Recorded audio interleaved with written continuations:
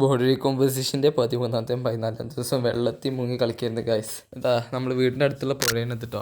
ഇത് രാവിലെ ഒരു 10 മണിക്ക് ഒരു കുഴപ്പമുണ്ടായിരുന്നു. പിന്നെ പെട്ടെന്ന് വെള്ളം നിറഞ്ഞ് പിന്നെ അടുത്തുള്ള പട്ടാമ്പി പാലത്തിലാണ്ട് ആകെ പാലം മുങ്ങി.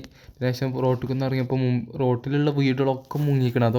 അവിടെയൊക്കെ വീട് ആദ്യത്തെ നില പകുതിയോളം മുങ്ങിയിട്ടാണ് നിൽക്കുന്നത്. ഇപ്പോൾ അതിനുശേഷം കുറച്ച് മുമ്പിൽ കണ്ട് പോയപ്പോൾ ആകെ റോഡ് ബ്ലോക്കായി. പിന്നെ തിരിച്ച് വീട്ടിൽ വന്നപ്പോൾ എൻ്റെ വീടിൻ്റെ ഇടവഴി റോഡ് അതും ഫുള്ളായിക്കണം. അപ്പോൾ എന്ത് ചെയ്തു, വീട്ടിലത്തെ എല്ലാ സാധനങ്ങളൊക്കെ മേലെ കയറ്റി എല്ലാതും രണ്ടാമത്തെ നില കയറ്റി. എന്നിട്ട് വീട്ടിൽ നിന്ന് ഇറങ്ങുമ്പോൾ ഇതാണ് അവസ്ഥ.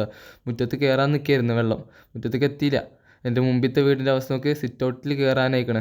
എന്തായാലും വെല്ലിയാങ്കല്ല് പാലാണിത്. വെല്ലിയാങ്കല്ല് പാലം വെള്ളം നിറഞ്ഞ് കയറിയില്ല.